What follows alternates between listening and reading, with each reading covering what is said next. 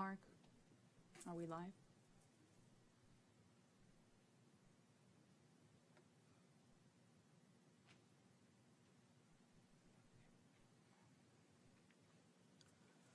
Testing 1, 2.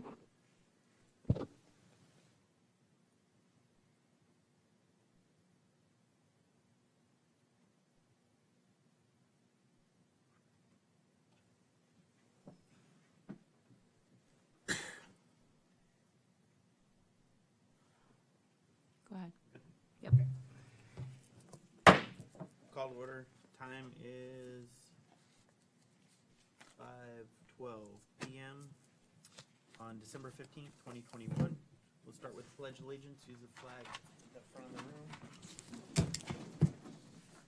Pledge allegiance to the United States of America, and to the republic for which it stands, one nation, under God, indivisible, with liberty and justice for all.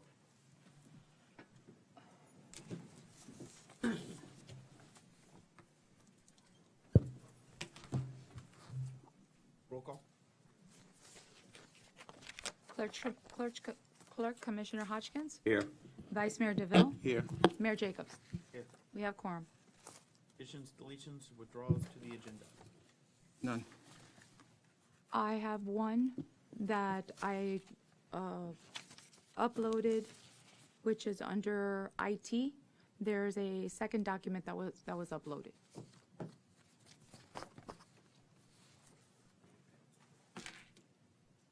But it's the backup. Anything else? No. Okay, present,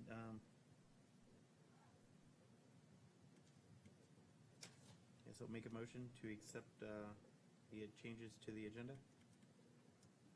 Motion to accept the changes? A second. Roll call.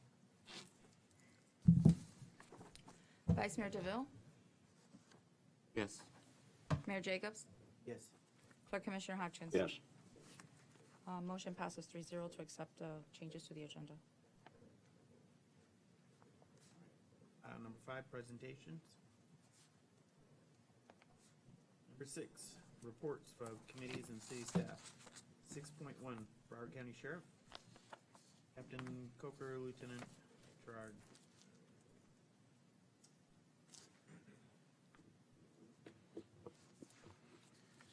Good evening, Mayor Jacobs, Vice Mayor Gerville, and Clerk Commissioner Hodgkins. Lieutenant Gerard Charles with the monthly stats for November 2021. We had a total of 630 calls for service. 333 were 911 calls, 147 were non-911 calls, and 117 were field initiated calls. We had a total of 33 park, walk, and talks where deputies exited their vehicles and engaged the businesses and the citizens. We had a total of 61 accidents. 47 of them were minor. 3 were highway involved, and we had 10 with injuries and 1 rollover or extrication. Your deputies issued 33 citations, all of them uniform citations. Regarding the mobile homes, we had 1 residential burglary, which I will address in a moment. Altogether, we had 12 incidents, 3 auto thefts, 6 burglary conveyance, 1 burglary residence, which was at the mobile home, and we had 1 robbery and 1 theft of motor vehicle parts, which was a license plate. If you look at the last page of the presentation, the classifications and the locations and the narratives are included. And I'll be more than happy to answer any questions that you may have. All right, I got a couple of questions for you. Absolutely. When it comes to collisions that occur on the highway, whose area is that? Is it the highway patrols or is it the Broward County? It is the highway patrol. I believe I'd have to get back to you on that, but when he talks about the highway, I believe that he's talking about the state roads, but I'll have to clarify that for you and get back with you. Okay, and is there reimbursement on collision investigation when Broward is doing it versus highway patrol? I don't believe there is one. Normally, if Highway Patrol is not available to respond, we do assist and we do take over those investigations, but that's rare. And most of the times, they're normally minor investigations. Okay. Does the district currently have, or in the last year, had any vacancies for Pembroke Park, West Park, like the either in patrol or the detective divisions? We do have two vacancies. I'm not sure which side they fall on right now. I would have to look at the what's called a PCN report to be able to tell where the exact vacancy is. Okay. Do you know if we're still paying for those vacancies as they occur? I would have to get back to you on that. I believe it is part of the contract, but that may be reimbursable. And again, I'd have to get back to you. Okay. At any time now or in the last year, have there been any deputies assigned to, have there been only one deputy assigned to Pembroke Park in either the Alpha or Bravo shifts? No, there's always a minimum of two. Okay.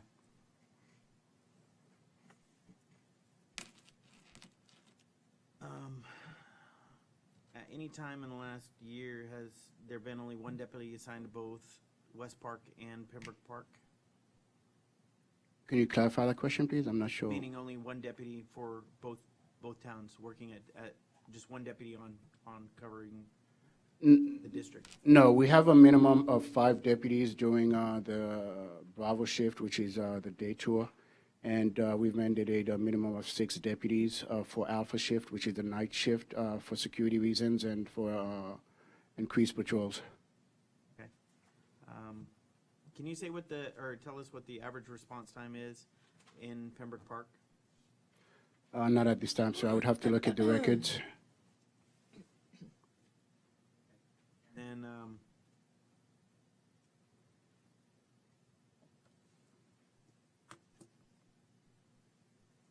How many did you say per day? Officers? A minimum of 5 during the daytime and a minimum of 6 for the night shift. that's covering both municipalities. Correct. But again, there's always a minimum of 2 in the town of Pembroke Park.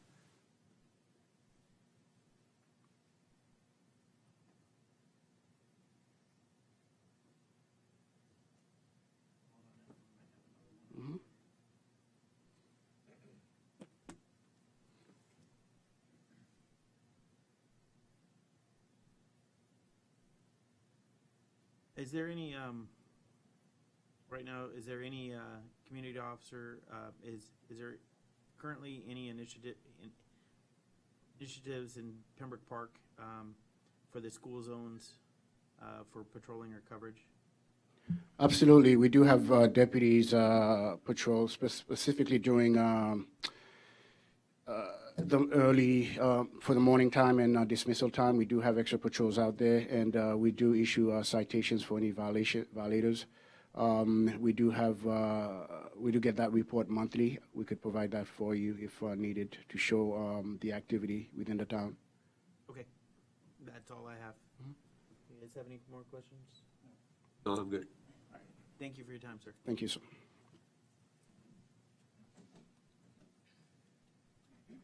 6-2, Fire Department, Chief Kane.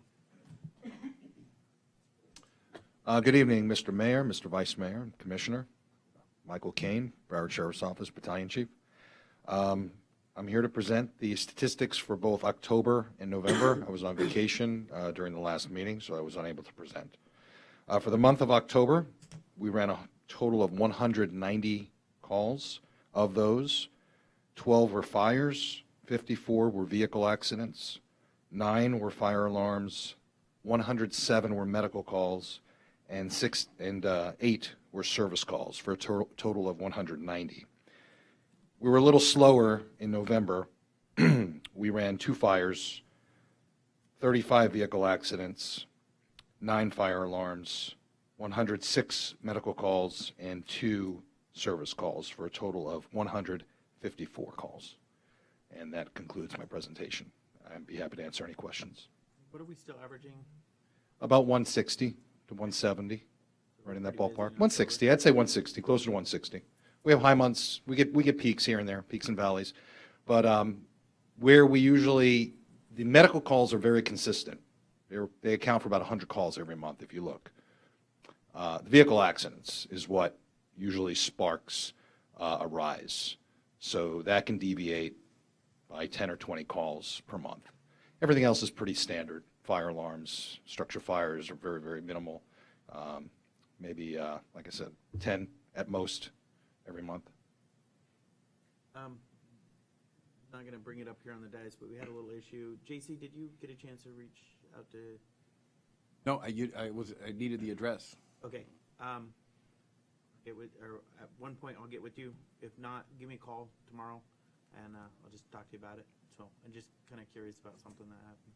Okay. What time is good for you? Morning. Okay. Morning, before 11. Okay. That'll be fine. So. All right. But yeah, just give me a call. Will do. Okay. No problem. Thank you. Thank you. Oh, I'm sorry, guys. Did you have any questions? No, I didn't have any questions. Thank you. All right. 7, Attorney Department, Town Attorney Anderson. 7.1, Regional Mutual Aid Agreement with Law Enforcement Fire Rescue Services. This is essentially what it says it is. It's a regional, countywide mutual aid agreement with Broward County, BSO, for fire rescue and law enforcement services. Mr. Mayor, I can speak to that. It actually does not involve law enforcement. This is the closest unit response. Yes, the closest unit responsible. Speak to that if you'd like. Sure. Apologies, it does not include law enforcement. Battalion Chief Michael Kane, Broward Sheriff Fire Rescue. This is the closest unit response. This was the county put it on the ballot back in 1999.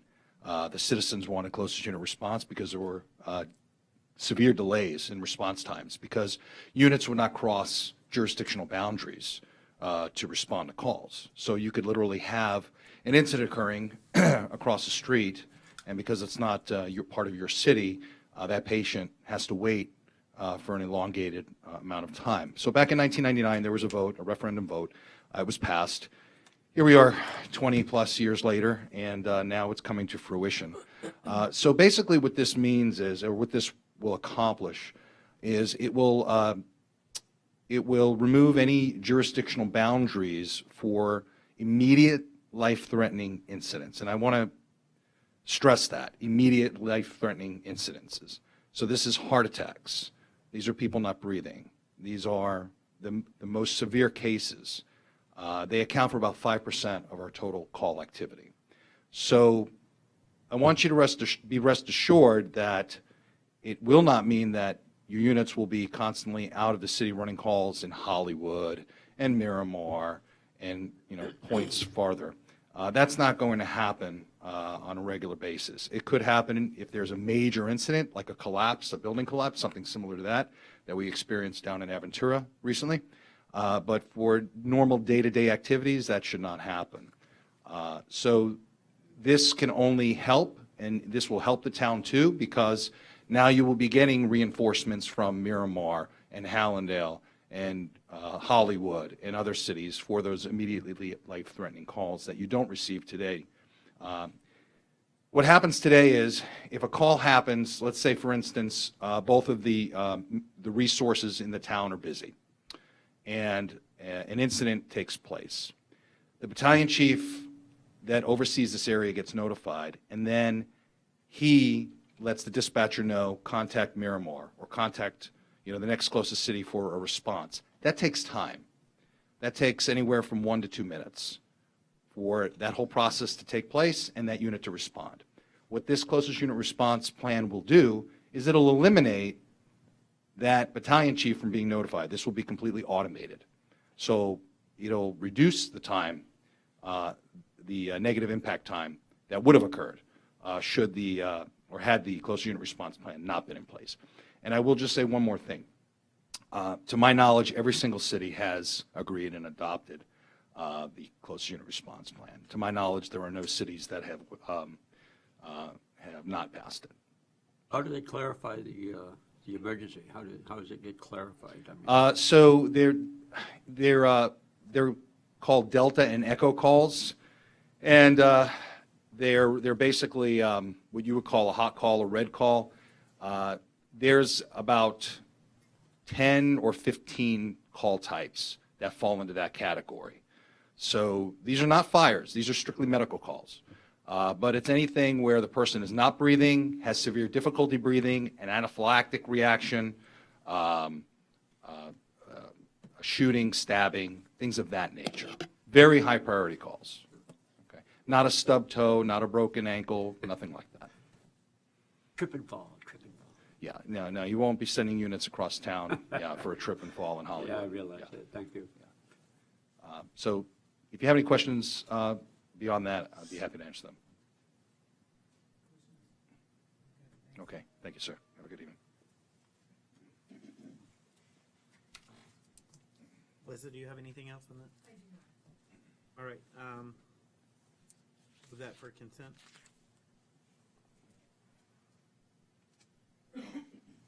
Number 8, Building Department, Building Official Nunez. Good evening, Mayor, Vice Mayor, Commissioners. Miguel Nunez, Building Official. At this time, I'm going to be presenting the Building Department Monthly Status Report for November 2021. During the month of November, we issued 87 permits. Out of those, 46 were commercial, 41 were residential, 68 permit closed, 236 inspections, 120 front counter visits, which is a little bit less from the last month, and we issued 39 double permits. We decided to present the double permits as requested by Mayor Jacobs. That's a total for that.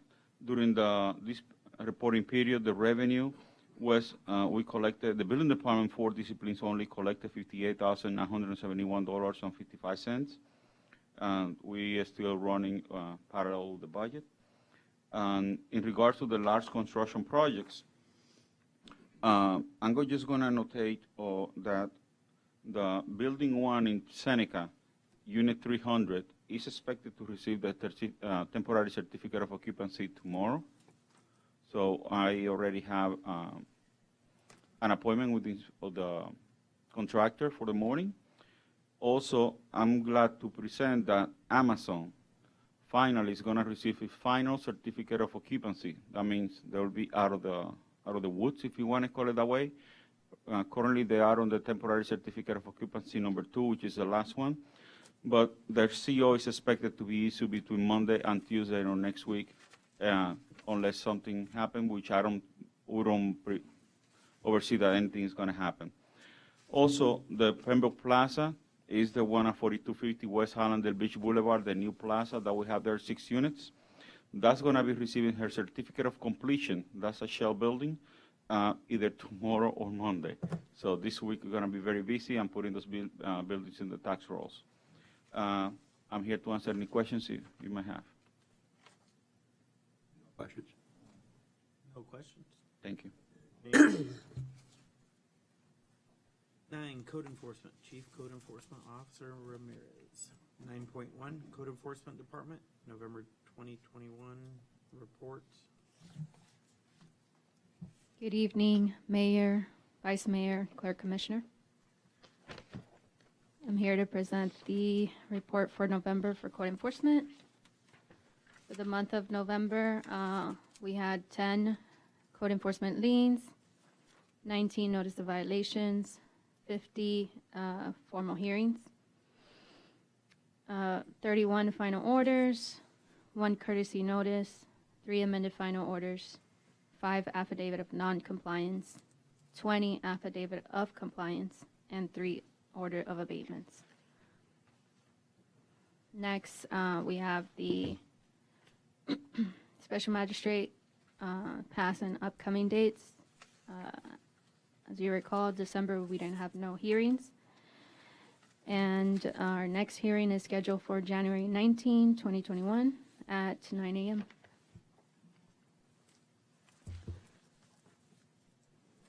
Next, these are some updates for code enforcement. I completed the GIS system training.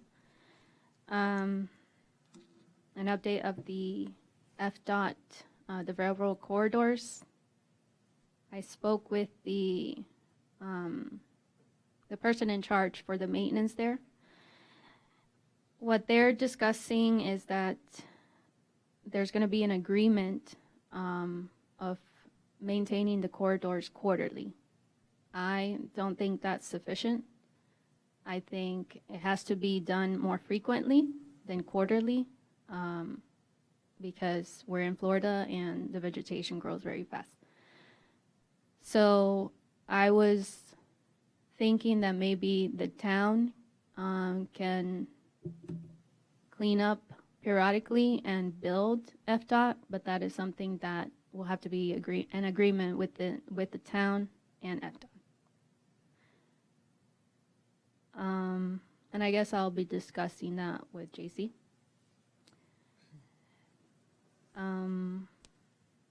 And as usual, we continue to do town corridor assessments. So far, I'm gonna say that the corridors are looking more appearance-wise, more appealing. And we interviewed, next I wanted to update you that we interview 4 candidates for the code enforcement position that is vacant. And so far we did select a candidate and hopefully they'll start mid-January or late January.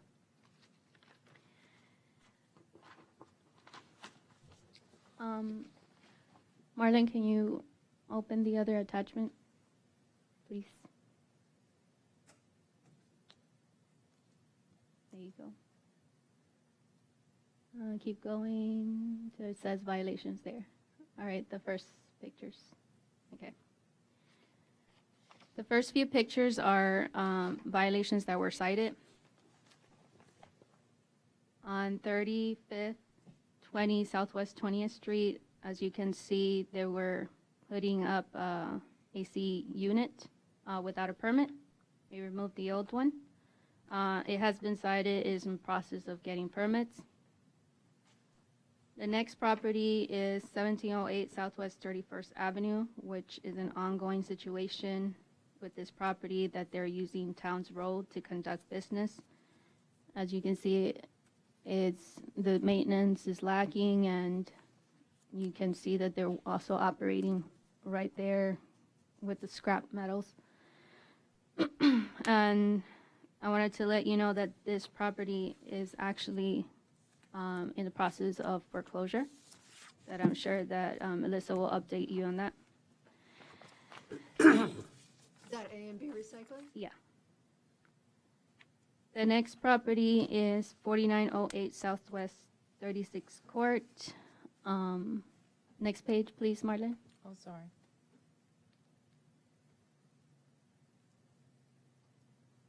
That was a property that was cited for unpermitted construction. They're gutting out the place. As of today, they have not pulled a permit for it.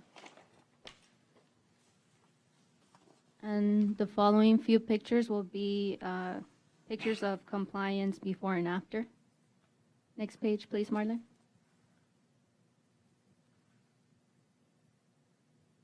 Thank you.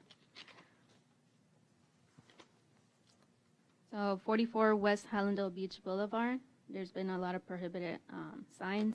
There's multiple properties. There was a new business, Legendary Glam and Mike, and they're promoting their business with banners, but they have to obtain temporary permits for the banners because they're prohibited in the town. The next page shows that they all removed their banners and flag banners. Next property, next page, please, is 3192 West Hallandale Beach Boulevard. Also prohibited banners and sandwich sign and flag banners. Next page shows that they've removed them all.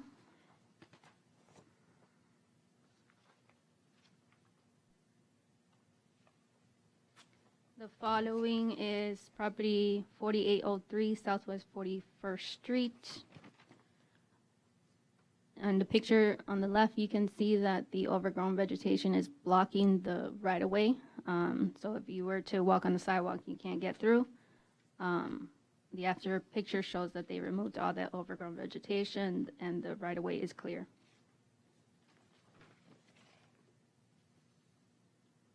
Next page is on Pembroke Road. We have some illegal dumping. This actually was taken care of by our Public Works crew. As you can see, they put it in their truck to remove it.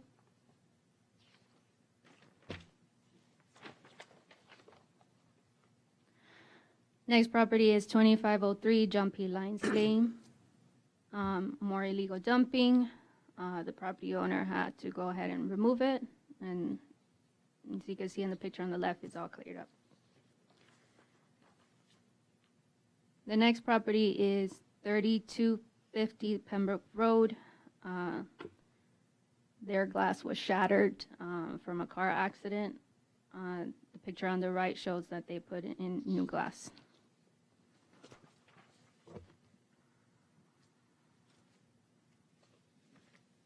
And last is the property at 3301 Southwest 56th Avenue. As you can see, the condition of the fence was deplorable and there's a lot of overgrown vegetation. Next page shows that they installed a new wooden fence with permits. And that concludes my report. Any questions for me?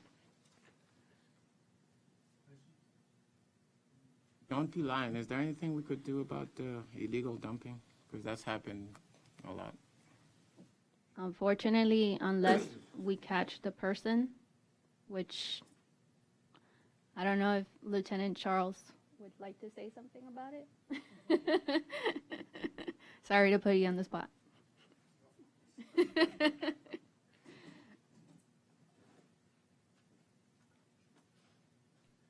Good evening, sir. Lieutenant Charles, with regards to that question, it depends on whether or not we have witnesses that can provide us any information, any video surveillance.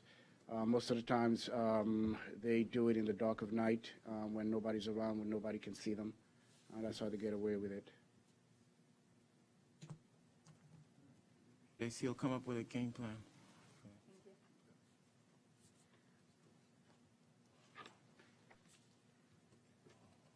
That was it for me. Back to get on 31st Ave there, where the, I guess it's a metal recycling place or whatever it is. Something like that goes in the future where they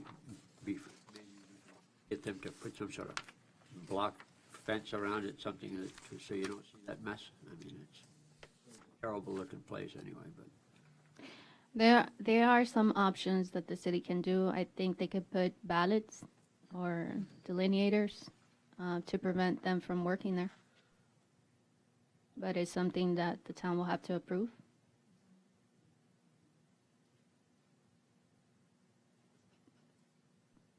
No, I mean, if a business like that wants to go in there, and we make it part of the permit process, they have to put some kind of fencing up that would obscure the view from the street. Well, that's the thing, that area that they're working on is town's road. It's part of our, yeah. So that's what I'm saying, maybe delineators to kind of discourage them from, I mean, with delineators, they won't be able to work there. Heidi had something she wanted to say. Relevant? Sure. A recycling, that kind of business would not be allowed to go in the future based on code and part of some code amendments you'll see next year, early next year. Yep.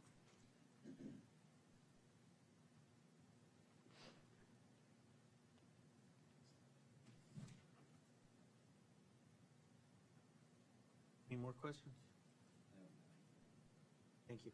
All right.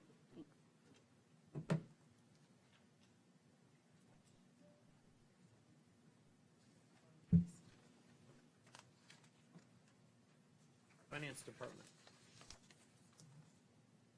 10.1, Business Tax Receipts Billing Update. Good evening, Mayor, Commissioners, and staff. Michelle Grooms with Billing Administrator for the report for December. Pretty standard from what I usually submit.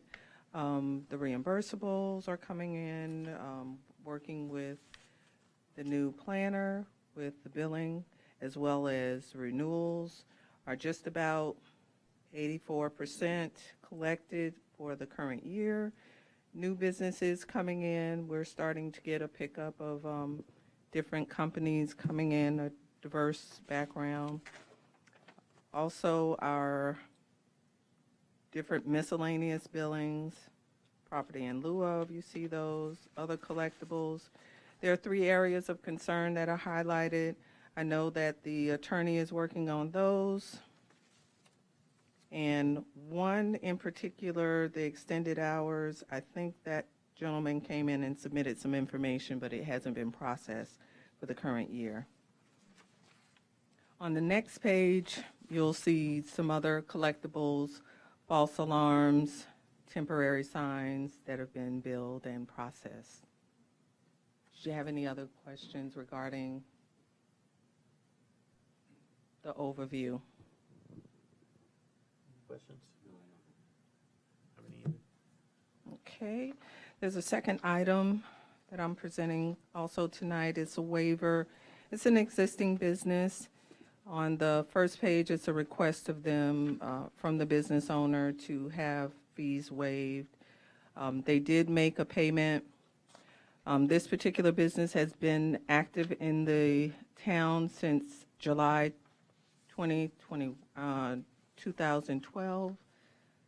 They made a payment of $315 to bring everything up to date, except for their late fees for October that were assessed in November, bringing the total pending of $47.25. I'm recommending a waiver. They have been on time previously. They're just looking for a little assistance to bring their account up to current standards. Any questions? Okay, thank you. If we can have the clerk put this on for consent, the waiver for Everything's going on consent $47.25. unless otherwise stated. I'm sorry, Mayor, what did you say? That everything's going on to consent unless otherwise stated. Oh, okay. Okay. Do you have any other questions from the commission? Nope. Thank you very much. Have a good evening. All right, bills over 10,000.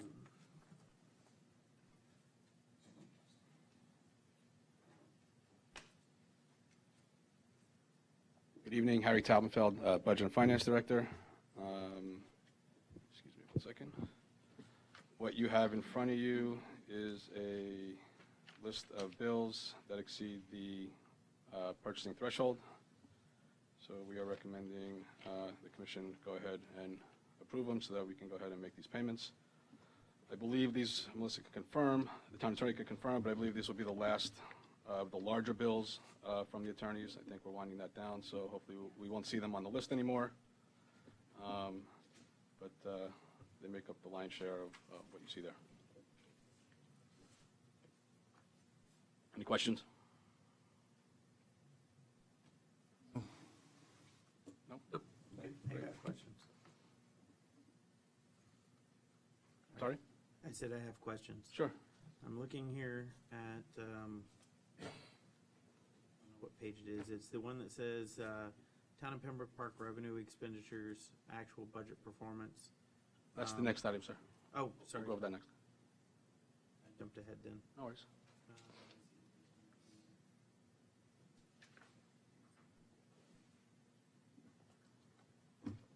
Okay, no questions on this item.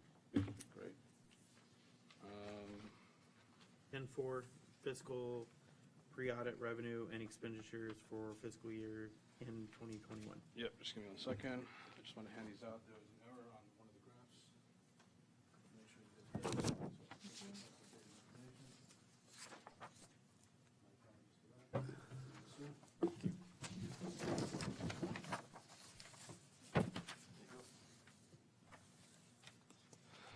Okay, so what I wanted to present to the commission. Let's make sure this is made a part of the record, please.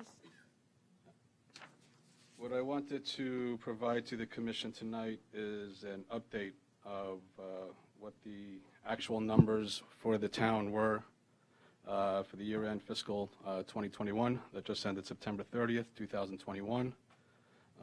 These numbers are pre-audit numbers, so these are the final numbers that were submitted to the auditors. They are in the process of going through the audit. All information has been submitted to them at this time, so they are at the process of doing what they need to do, so that's ongoing.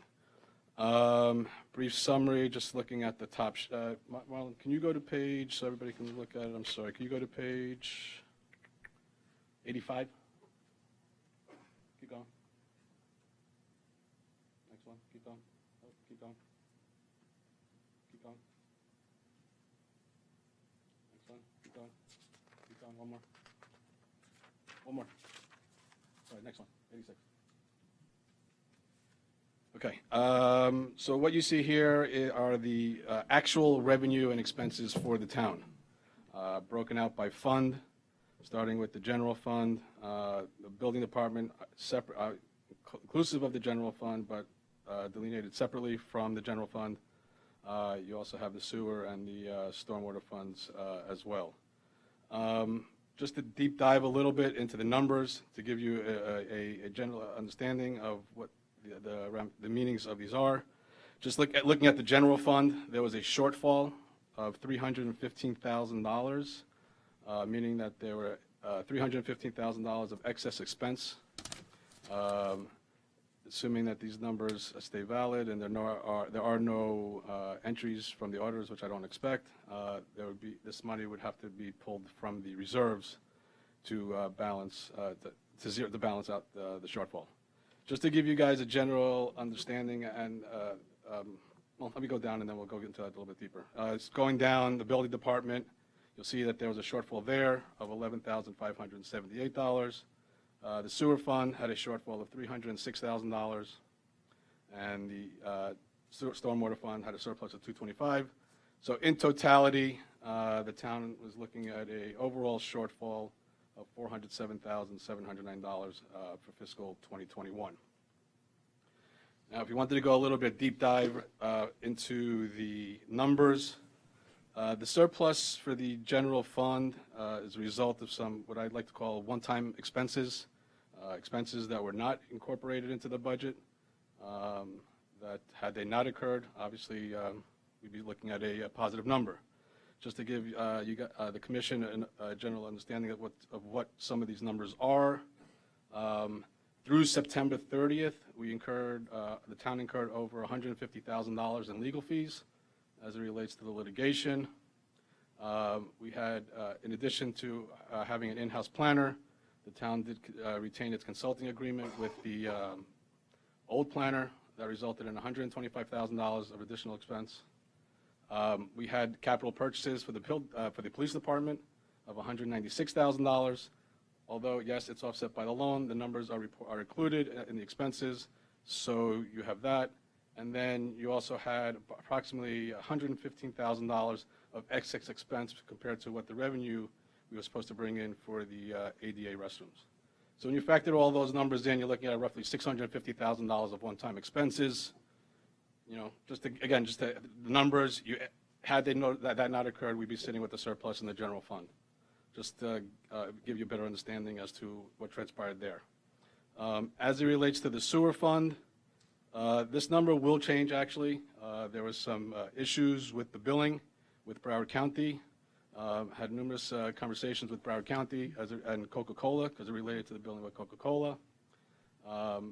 That has been rectified, and we should be seeing some, there's a shortfall in revenue from last year, but we should be seeing some revenue for the unbilled months. I have not received that number yet from Broward County, but that number should decrease. I would think by minimum 50%, could be a little bit more, but I would think by 50%. So that's just everything on an overview based on each individual fund. If there's any questions, I'm more than happy to add to them. If not, we can go to the next page and then just give everybody We can go to the next chart. The 407, that's a surplus, right? No, that's a shortfall, sir. Okay. It's a negative. I'm All sorry. right, So it's that's not it should be a in red. yeah. I should have put there a deficit in parentheses. It's a shortfall. Anything in red is a negative number. That means that that was a shortfall. So the overall number of $407,000 is a shortfall for the budget.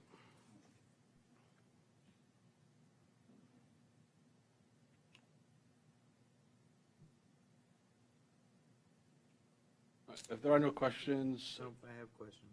sure. Okay. How is it last month, the building department went from, expense-wise, from 820,997 to this month being 814,464? There were some reclassifications as part of the year-end process. There was some entries that needed to be made. Specifically that, there was extra billing for the construction for Sagoma. So a part of our checks and balances prior to the audit, we noticed that there was some extra added expense there for the building department. So we made that necessary adjustment to be a more reflective, the correct number, I should say.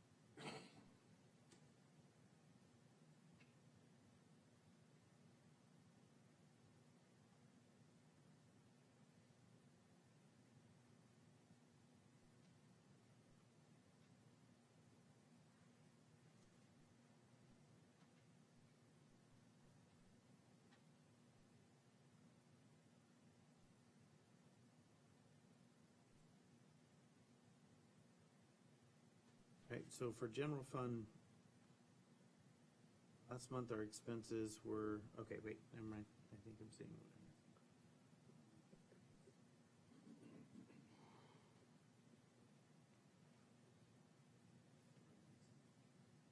Okay, general fund expenses.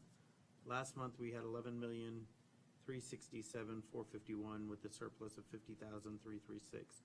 This month we have the expense of 11,786,967 with the negative of 315,097. Sir, as I mentioned to you before, and the numbers as I present them are at that point in time. So when I submit the information to the town clerk, the numbers that you're reading off, which I don't have in front of me, but are different than the numbers that you see now because things have changed. There's again, as part of the ongoing process for the year-end audit, more bills are coming in. I'm not sure, I don't recall, again, I don't have the report that you're looking at, but it's safe to say that from the time that the report that you looked at, first report was given, and now the numbers I'm giving to you, we probably received in excess of $100,000 in legal bills. There was a bill for, so again, stuff keeps coming in. So that's why that's why I felt it's important to update the commission now, let you know this is where we're at as of the year, and as far as what's been submitted to the auditors.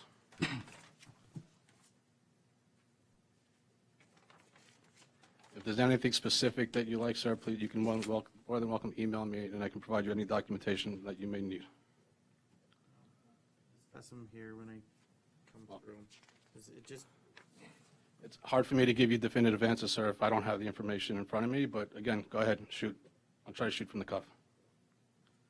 I'm just looking at last month and looking at this month and the comparison between the two. It's- I understand what you're saying, but So again, so it's very hard to compare it because again, from the last time, using the legal bills as an example, from the last time I reported until, we just received the bill, I think it was last week, for $49,000 for a legal bill as it relates to progressive waste. So again, sir, this is an ongoing thing, moving process. There may be, as I said to you earlier, the $306,000 shortfall from the sewer, it's going to change. It's going to be less. It's a constant moving process. I don't have control of when the stuff comes in. I discovered that there was an issue with Broward County as it relates to the Coca-Cola billing. I reached out to Broward County. We reached out to Coca-Cola. I pushed with Broward County. Broward County realized that they made a mistake, and now we're getting revenue. They're going to be giving us revenue in excess of $150,000. Again, it's constantly moving in flux. That's why I present the numbers. Again, this is why I felt it was important to let you guys know where we are now, because the documentation has been submitted to the auditors. Auditors have all this information. This is where we're at. Any changes that happen now, going forward, will be audit adjustments and related to the audit. Understand, I'm looking at an expense where we went from having a greater expense last month to having a less expense this month. And In which, the building front, sir? yeah, Again, so going through the monthly expenses and reconciling our fixed assets with our purchases, we noticed that we put in too much expense in the new financial software. We have separate software for the fixed asset. We have financial software, and we have a separate third-party software for fixed assets. It's part of the checks and balances. When we were reconciling the fixed asset software with the financial software, we saw that there was a discrepancy. We did our due diligence. We noticed that the financial software had too much, so we took it out. all right, anyone have any questions on that? No. All right, we'll move to 10.5. I'm not done, sir. Sorry, I'd like to go to the next chart, because I think it's important for the commission to understand. Could we go to page 87, please? No, go up.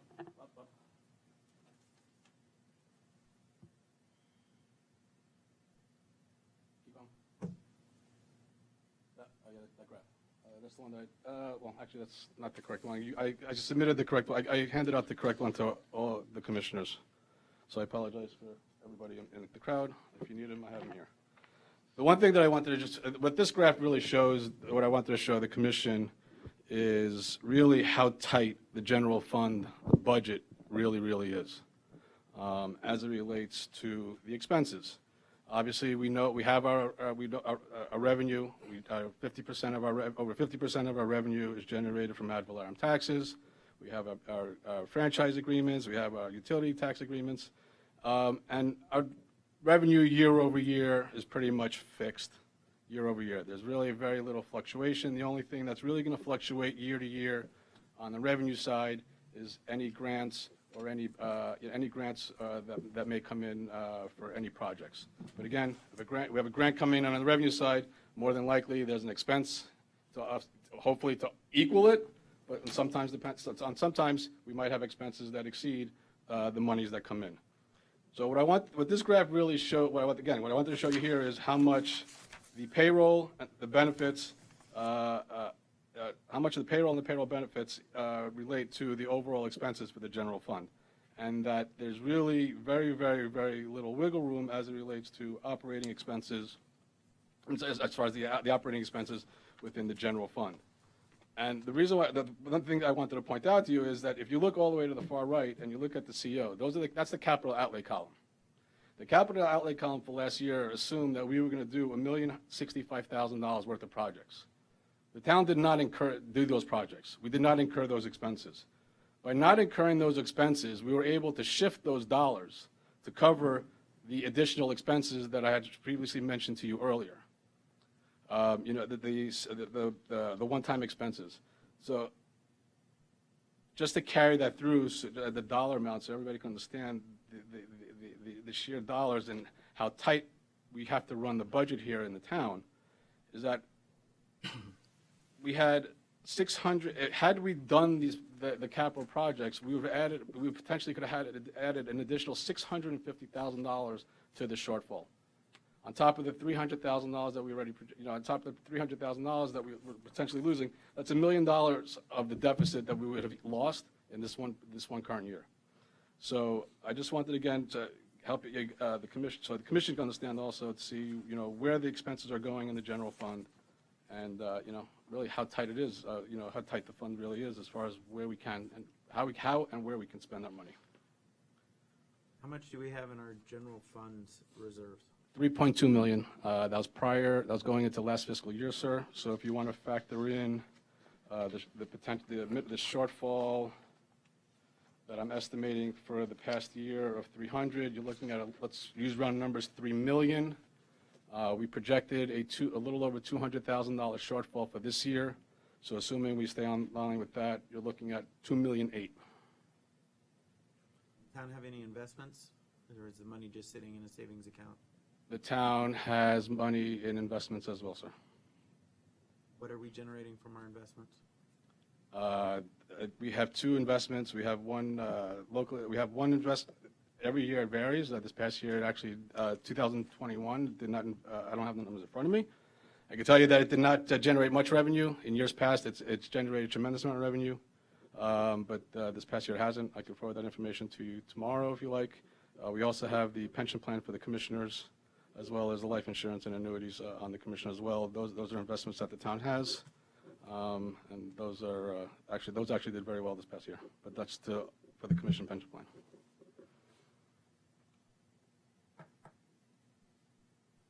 Do we have an mutual or a municipal investment account set up? We have an investment account set up at the town, yes, with Wells Fargo. All right. Questions? Oh, great.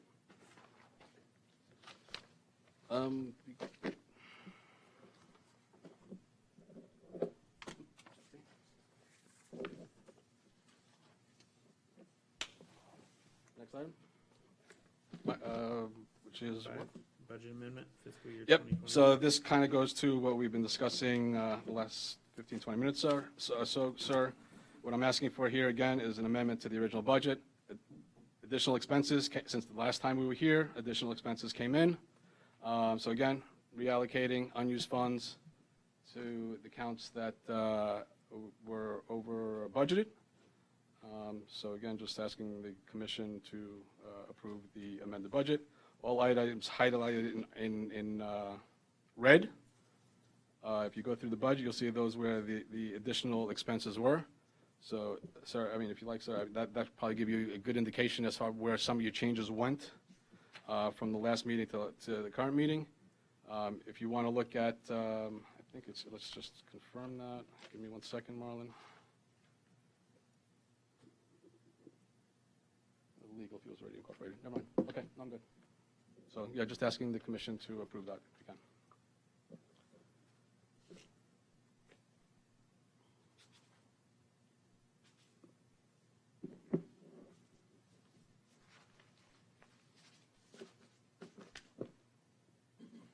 If there are no questions, I can go on to the next. I'm ready to go on to the next item. Still reading through it. Sure, no problem.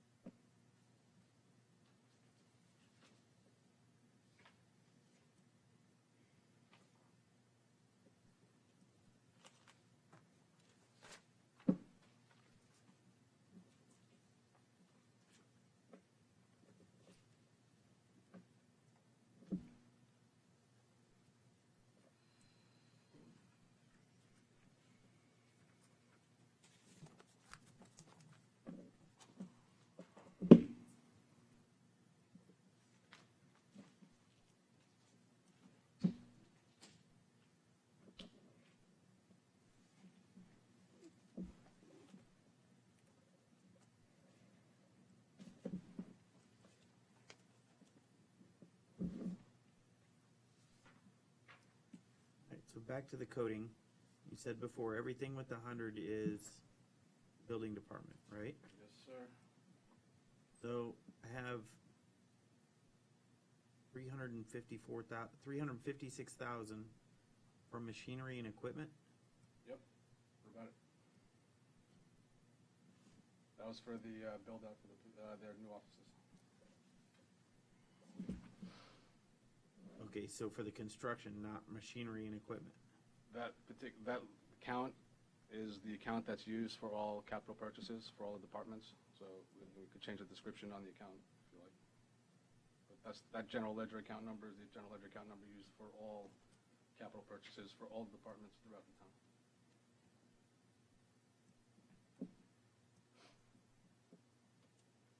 Okay, but that number's specific to the building department with the 100 code, right? Yes, sir. But you're saying it's for all departments? No, what I'm saying to you is that every single department has, that's pretty much, I believe, has the same description. So if you look at it, each department has its own code, and then it starts, the way that the town's general ledger code is a 16-digit code. The first 3 digits represent the fund. So starting with the 001, that'd be your general fund. The next 6 digits would represent your department. Okay, so looking at okay, so the next 3 digits would be your expense account. The 640003 is the expense account that is used for all the departments throughout the town within the fund, within all of the funds. Do we have 2 separate accounts set up for the general fund and the building department fund? I'm not sure I understand the question. When you say accounts, what type? Account, like an actual separate account that the money's sitting in, a separate independent account? We have one depository account for all funds. Your financial software previously and current software is set up where it allocates the funds accordingly based on how the information is entered into the system. Your indicator of how the funds go in is based on the first 3 digits, your general fund. So as long as it's entered into the proper fund, then it gets allocated, the money's incoming and outgoing get dispersed accordingly into the correct fund. And then my question would be, back when I came back on in 2019, one thing we brought forward is that the building department funds were commingled with the general fund, and they cannot be commingled. They're with the not, fund. sir. You're saying there's one account? What I'm saying to you is that we have one bank account. So you were specifically asking about bank account. Your general ledger, your financial software is different than your general bank account. I'll try to simplify it. So our financial software has what's called pooled cash. Okay, the pooled cash is a separate account number. We'll call it, the way it's set up, it's called 999 are the first 3 digits. Okay, when I enter in a bill for the building department, when accounts payable enters a bill for the building department, the first 3 digits that they will enter is 100. Okay? When I make that deposit into the 100, okay, the system is set up, it's going to this 999 account. But on the back end of the system is then transferring that money from the 999 account to the 100 account, which is the building fund. The financial system has something that's called claim on cash, every fund. The claim on cash represents the amount of cash each fund has. Total that up, that will equal the total amount of cash that the town has within all the bank accounts. Okay.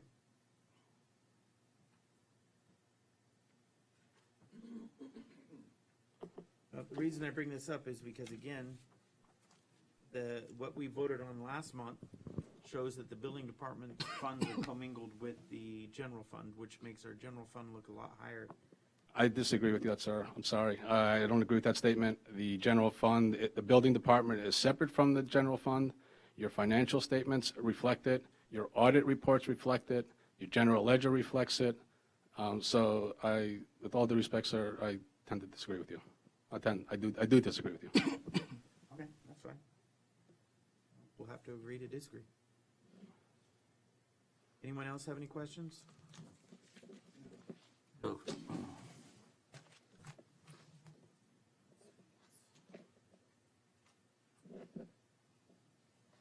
Put this as a line item for the next meeting.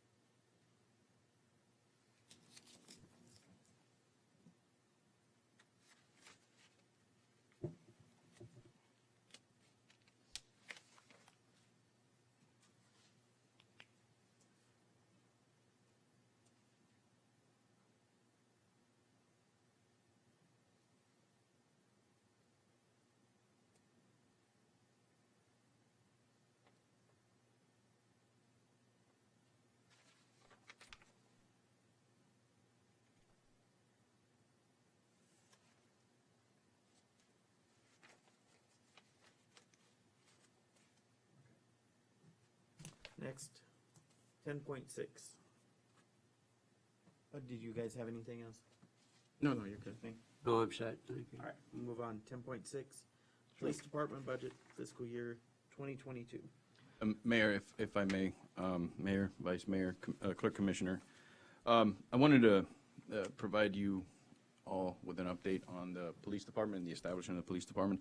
In particular, two items that came up over the past month and a half that have had a budgetary impact, and has caused me some concern. The first item is that our go-live date of February 10th is not going to be met.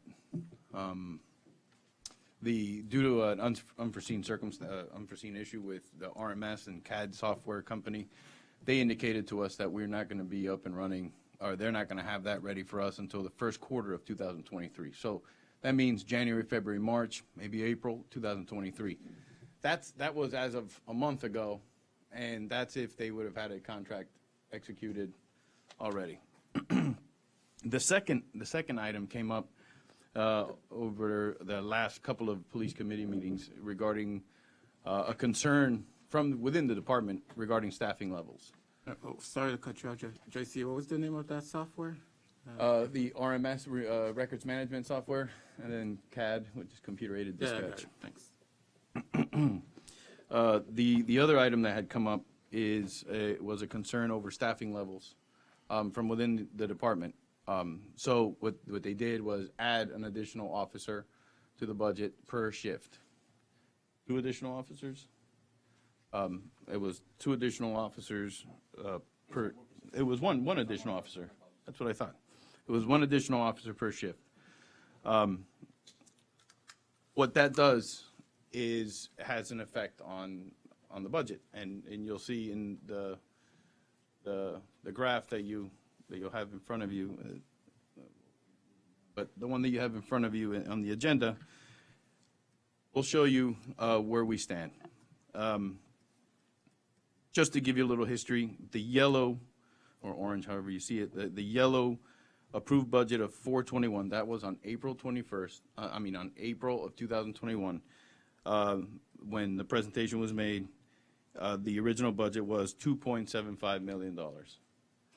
On September of 2021, it came back before you, indicated that there were some adjustments made, and including the loan payment, the loan repayment, which is $276,000, the total budget, which was approved by the commission, came up to $3.23 million. I highlight in this graph what we currently pay BSO. Currently for this year, for police services, $3.371 million. Assuming that we would have started, when we were preparing the budget, we assumed the February 10th start date.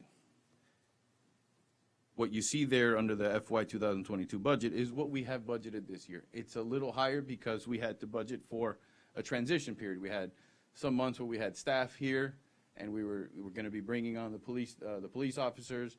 At the same time, we had to have BSO still covering. So that's where you see that 3.641 number that was approved in this current year fiscal year budget.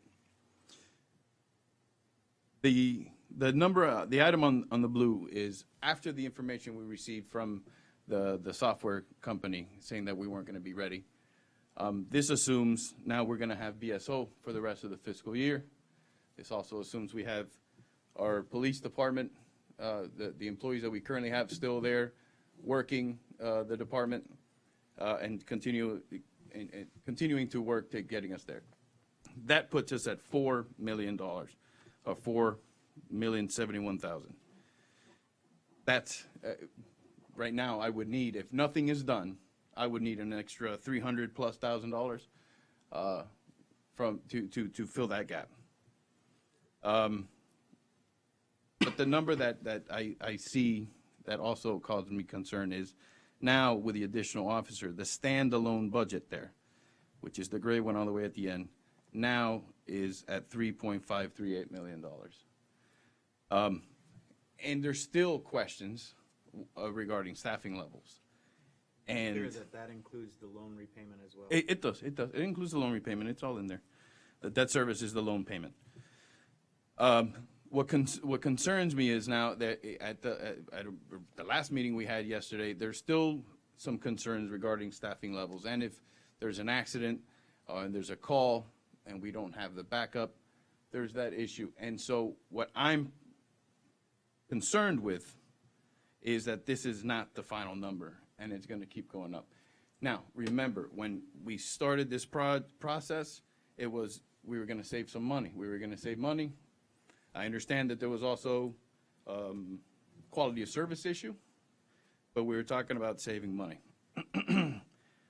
At 2.75, I was all in favor. I'm good.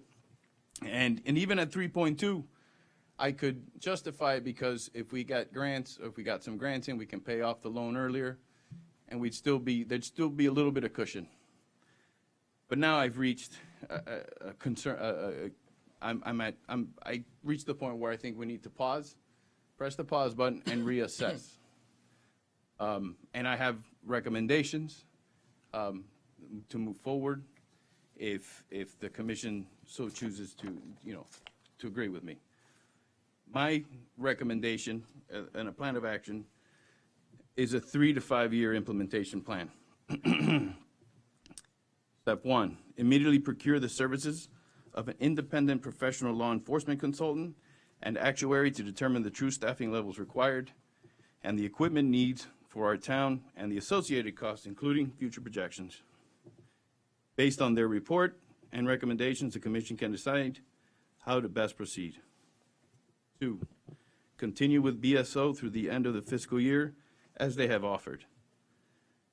3, authorize me to immediately begin negotiations with BSO, Hollywood, and Hallandale Beach to provide police services after the contract with BSO ends at the end of the fiscal year.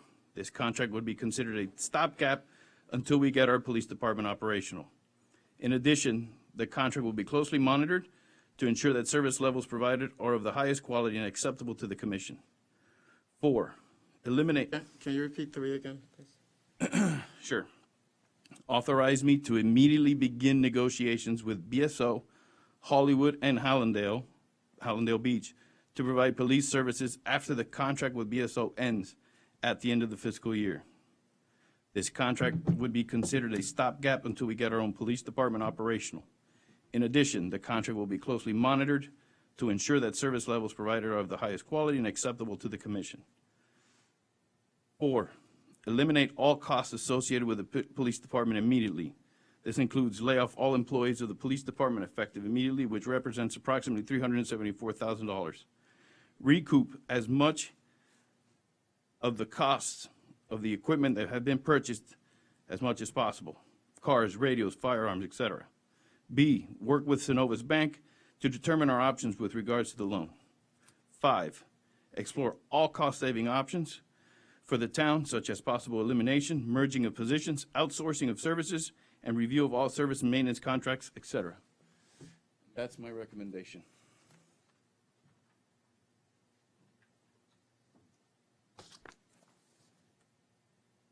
Go with any questions you guys have. I will wait. Yeah, I would like to, I don't know if I can I make an opinion on this? It's your opportunity. I'm offering this opinion in an effort to assist in the decision-making concerning the town effort of creating the department and its ongoing struggles with it. This is my opinion. It is made after hours of study on the matter. I have had gone through all the financials with the powers to be. I had gone with the people in charge of the police department. Excuse me. And I find from the inception that there was a lot of misguided efforts, getting a consultant to give proper insight and guidance, and then had the same person being the one who did the startup.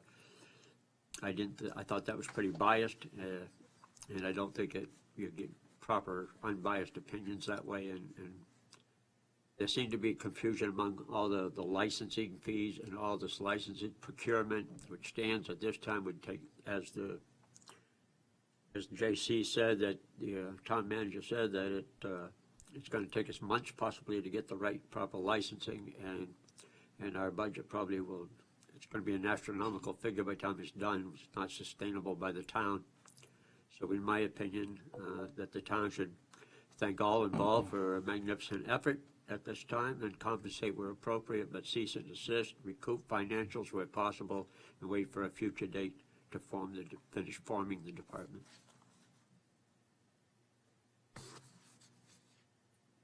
Ray? Right.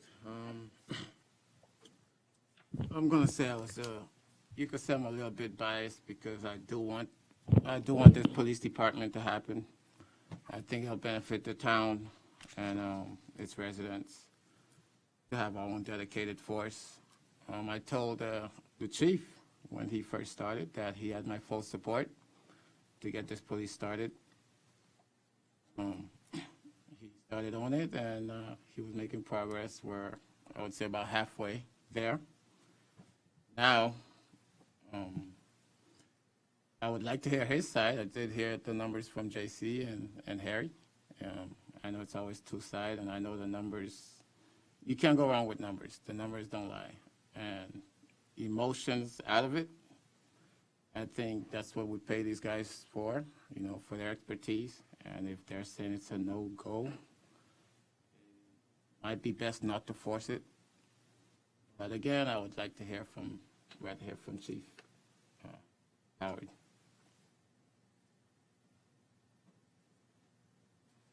That's it. That's my opinion. Come on up. Mayor, Vice Mayor, Clerk Commissioner. I took the liberty the last 2 weeks to review some of the budgets and stuff that I've seen. And JC's correct. Since we started out at 2.7, and with the addition of the 4 officers, it bumps it up 400,000. So using those numbers, and of course being policemen, I gave them a raise of 5%. The first year out, we're going to be at 3.296. I provided each of you with a copy. Year number 2 would be 3.392.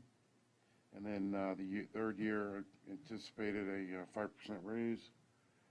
It's at 3.4, and it goes up to 2 more years. I worked it out to 3.449 at the end. So I didn't add the debt ceiling. The debt for the loan. I didn't add the month I need BSO here to get everybody onboarded, etc. I've had over 600 applications. The RMS issue is something the police committee dropped the ball on in March, of which I'm a part. And, unfortunately, we have to rely on the software company, and then we have to rely on Broward County to get us up and running. And, we could go do an end around on that by hiring our own dispatchers and getting our own radio system, but that'd be about $7 million. So I don't think that's a good time to bring that up now. So we have to rely on Broward County and the software company. I don't envision this to happen until at least October. Chief, if we was to continue as is now, are you saying wouldn't be up and running until October? Or? Yeah, and that's not based on us. That's based on the software. Getting the software to the county, getting the county to turn it on. I've already released one of the project managers and getting ready to release another one based on the decisions tonight. So the numbers always change. So what's your 5-year projected number then? Mine worked out to $3.4 million. Does that include the loan or not include the loan? No, it's not my loan. I don't feel like I own it. I know they do, but 3.4 to run the police department. 3.4 to run the police department. The Can I interject for 1 second, please? Sure. I know Yeah, yeah. can I use this? Yeah. I know I was out yesterday. I had to deal with a parent, so I was not able to attend. I did take a quick overview of this budget, and just to make note of it, okay?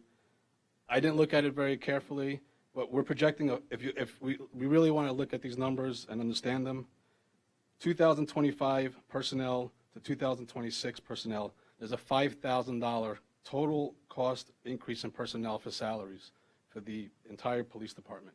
I don't know if that's valid or not.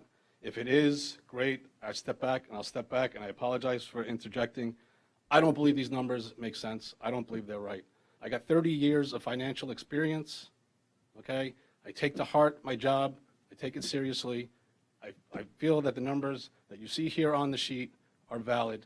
The one thing that JC did not add, which I would like to add, that the interim police just mentioned, that he did not include as well, it will cost the town an additional $220,000 to implement the police department. That's on top of the $450,000 of additional money to proceed.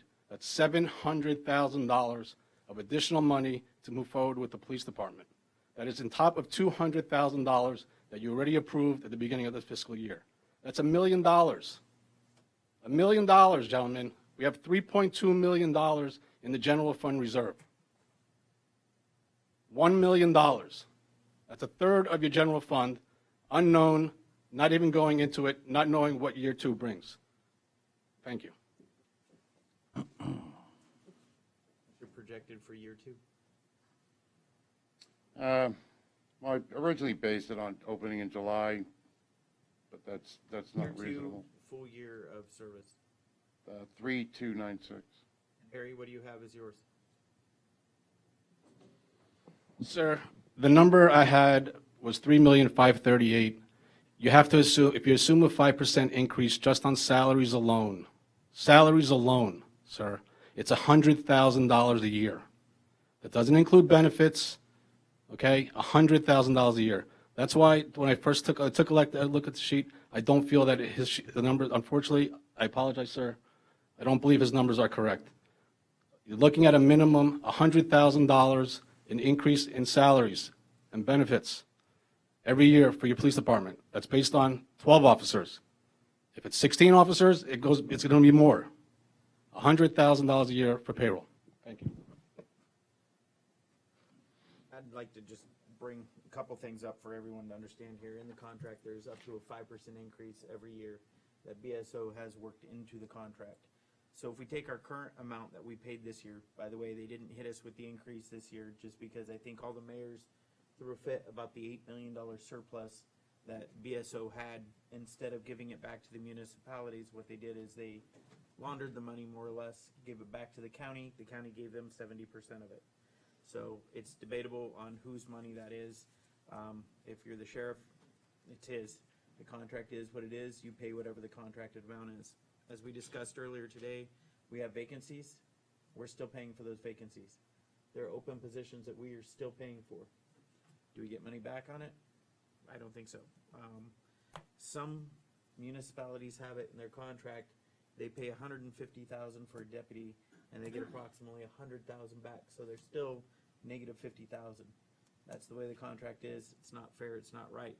But if you take that contract and you do a 5% increase, I worked the math out yesterday doing it. Where we're at right now, over a 5-year period, we're going to be over $4 million a year for our police services with the 5% increase every year. That's with our current contract. Now, we went to the table with them for a contract for Pembroke Park, for a police department for Pembroke Park. That contract came in at $5.4 million. With an increase at 5% that they have in their contracts, everyone has this, it puts it over $6.5 million. It's $1 million increase. So if we go to BSO with their new contract, we're at $5.4 million just starting. We can't afford that. That's what our finance director just said. We have $3 million in the budget. We'll be negative. We'll be bankrupt in 6 years. That's making the assumption, if we renegotiate with BSO, that's one of the options I asked to explore, is if we don't continue with our current arrangement with Westport, we can do that. as well. Yeah, I'd like to interject. I don't have anything to do with the numbers. I want to contribute from a legal contract negotiation standpoint and possible ways forward. I think the mayor is right. I think the contract with BSO is a poor contract. I think all the contracts with BSO are poor contracts, looking at them. And I mean, by that I mean all the cities in Broward County that have a contract with BSO. However, I think there are options to explore. I think City of Hollywood is an option. I think Hallandale Beach is an option. Part of the problem, the biggest part of the problem is we just have a bad contract with BSO. It's been bad. We continue, it perpetuates. And so this is not an easy exercise. This is a lot of money. Whether we have our own police force, or we pay BSO, it's a lot of money. So I think clearly where we go from here is we need a better if we're going to go with BSO or we're going to go with Hollywood or Hallandale, it's got to be a better contract than we have right now. So that's the second thing I want to say is from a legal perspective,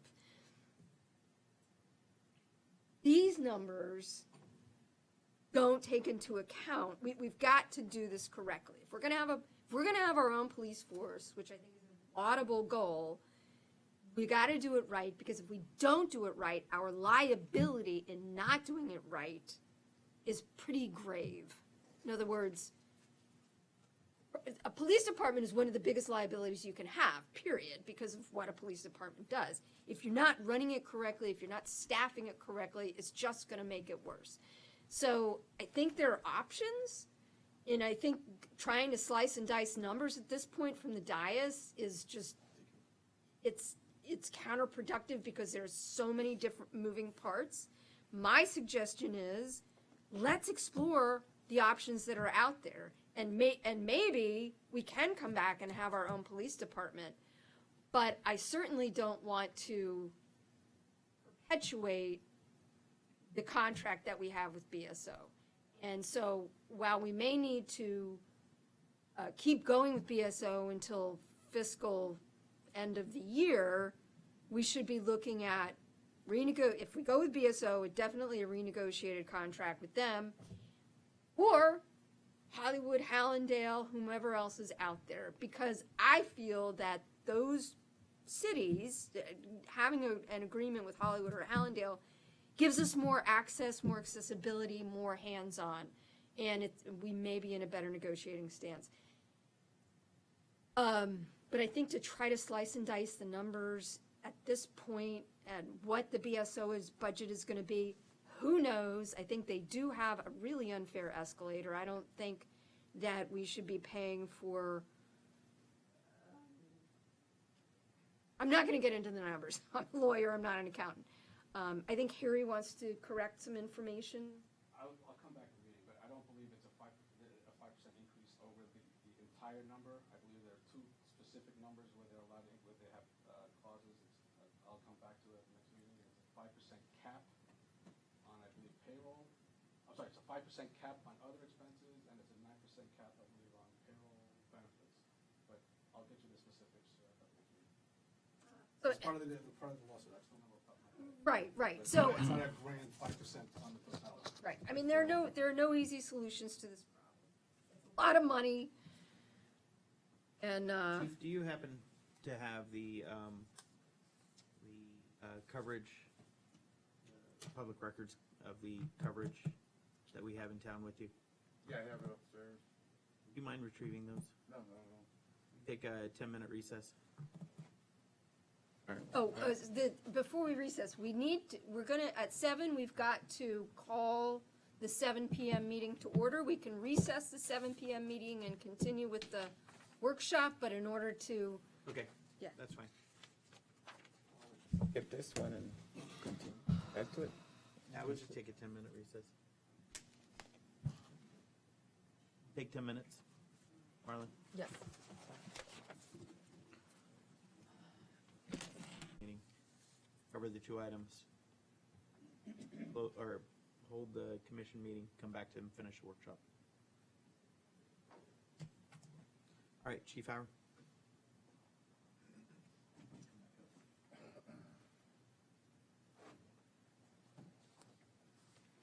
What I have here is a public records request, and I apologize, I didn't, I actually went through it earlier, and then I had to take the tabs off because I had to make a copy.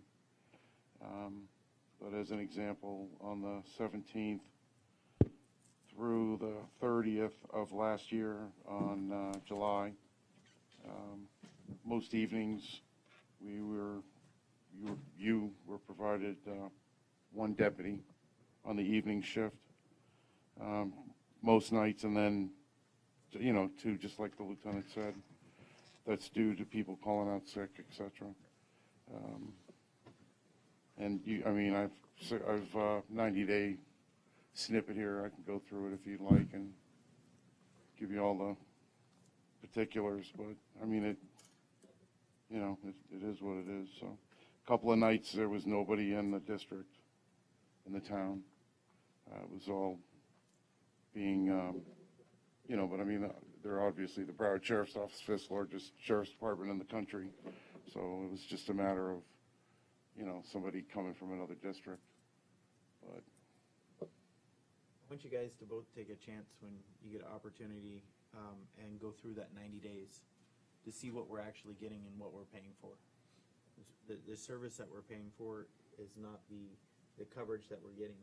This 90-day snippet just shows what we have, what's assigned, what's here, and what's not. I know I've had, run-ins and issues. I've got complaint after complaint after complaint over response times, conduct, you name it, it's come to me since being here as a city commissioner. I forward those off to the sheriff's department when they are, issues, but they're issues. There's a divide, a great divide between our community and the sheriff's department that I do not believe. It works? Get it closer. There's a divide between the sheriff's department and our residents and our businesses that I don't think is recoverable, which it's going to take a big approach on behalf of our community-based policing, the way we built this police department up, to rebuild that trust with residents and businesses with our new police department. Couple things here. One, we started this on the premise it was going to save the town money, and from the projected budget of what the sheriff's department has, it's still saving us money. I know the town manager does not agree with the numbers. He questions everything on the numbers here, and I understand his point of view. Not that I agree with it, but I understand it. The other premise was the residents and businesses get a service that we currently aren't getting. By having our own department, we actually have officers who are in our town working for our town, which we do not have right now. Right now, we have a contract that can't even hold the sheriff's department accountable to their own contract. The only way you can do it is continue to sue and sue and sue, because even if you had someone here to, hold their feet to it, after my interactions with their attorney and a few people over there, they don't care.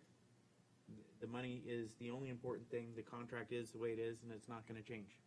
So that's the quality of service I got out of meeting with them, and the ongoing discussions that we're continuing to have. That's not how a department should be run, especially when it's providing a service to the community. The third reason for having our own department was to continue to build our town up to separate us from being annexed from the other city next door, who, of course, we've heard over the years that they've been trying to annex us since they were established in 2005. We were established in 57. So they keep trying to annex us. By us having our own department also helps put a stop to that, because they are still contracted with BSO and continue to stay with BSO. So I hear what the manager's saying when it comes to this. as I told him earlier when him and I discussed it, I disagree with his plan. A 3 to 5 year plan to me is unacceptable. He basically, from his own words, he wants to scuttle what we've already accomplished up to this point.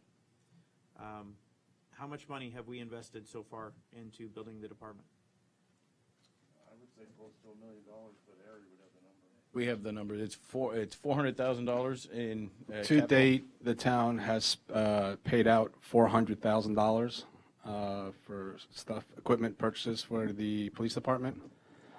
We have a $465,000 bill that is due for the police cars that are sitting outside that needs to get paid, if the commission so chooses to.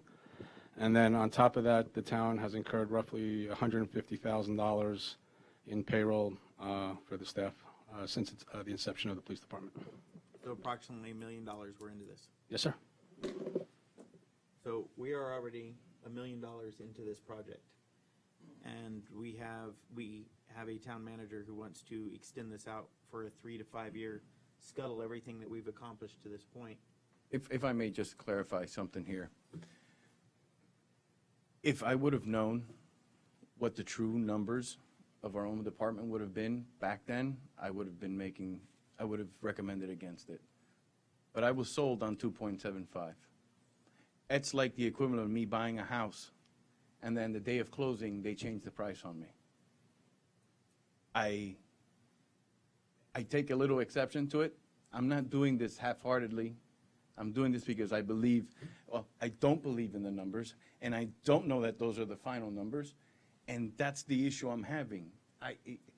If we would have had a consultant, like Parkland did, or somebody that came in and actually looked at what we need, the UCR reports, and Okay. compared it to our current Hold on 1 contract, second. How much did Parkland pay on their?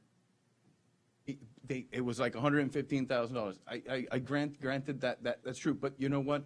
When we're talking about this type of investment, and it's just not a one-time investment. This is moving forward. This is you're getting married here, and it's going to stay forever. And this town has already done it once before, and had cut it before because of the great expense. And what did the town have at that time? What did the town have at that time? What didn't the town have at that time is probably the better question. Good management, good oversight, good commission. Exactly. So, But what's your step one? Read your step one again. Immediately procure the services of an independent professional law enforcement consultant and actuary to determine the true staffing levels required and the equipment needs for our town and the associated costs, including future projections. Okay, no, stop right there. Is everyone in agreement with that we should probably do that right now? We've invested $1 million into this department. We should get a professional opinion, a third-party professional opinion to figure out where we're at before we scrap what we've accomplished or continue on with what we've accomplished. And from the manager's perspective, the unknown. So we're going to have to spend a little money to have someone look at what we have and which direction we need to go. Then we have a third professional opinion to let us know where we should be. I think that, in my opinion, I think that's in the best interest for everyone. I think what the manager is saying is we should not move forward and be surprised with even higher costs that we're not foreseeing, or because we don't have solid numbers currently. Ray, listen to what he just said. Read it again. Immediately procure the services of an independent professional law enforcement consultant and actuary to determine the true staffing levels required and the equipment needs for our town and the associated costs, including future projections. So what he just said is to have someone come in, evaluate where we're at, what we need, and where we go, and give us an opinion on where we're at. We already did that, didn't we? We did.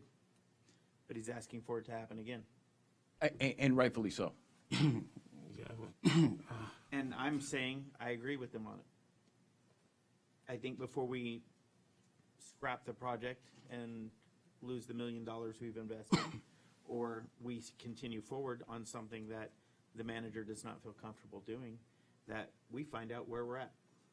And we put that together, and then we make a determination after we get that information back. Well, I didn't make the opinion that I made previous, just out of the air, I spent hours and hours and hours looking at all the financials. I looked at all the emails back and forth. I looked at just about everything you could possibly see about it. And to me, I don't think you scrap the department, as you put it. I think we could just put a stay on it and try to figure out where extra money is going to come from, because nothing goes down, everything, prices go now- up. And that's what I said when I said Hold on, press the hold on, pause. Hold on. Go ahead. What you just said, I agree with, but what he said is he wants to recoup the cost of everything we've invested with our radios, our cars. That would be getting rid of everything that we already have. Yeah, I wouldn't do that. I would keep what we have. That's what he's saying. Okay. What I'm saying is that we take his first step. We do exactly as he just suggested to us.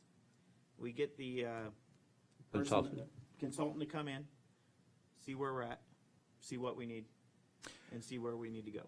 I can modify. He said, no? I can modify my recommendation, and I won't get rid of any of the equipment just yet. I won't get rid of the equipment just yet, because Well, maybe don't I agree can with use. your entire recommendation. This is why. Okay, but The no, I'm. first step of your recommendation is the only thing I agree with on there. We take a step back. What's it take, a couple months for someone to do that? No. May I ask a question? Sure. In addition to possibly hiring a police consultant, maybe the commission should also give direction to explore these other options for short-term partnering with other community police departments, like maybe open it all up. Okay. I'll tell you what I. We gotta pause it for a minute. We have to. Okay. We have let's to take a start. break. Let's. So let's, motion to recess the workshop. I'll entertain a motion. Motion to recess the workshop? I second. Roll call.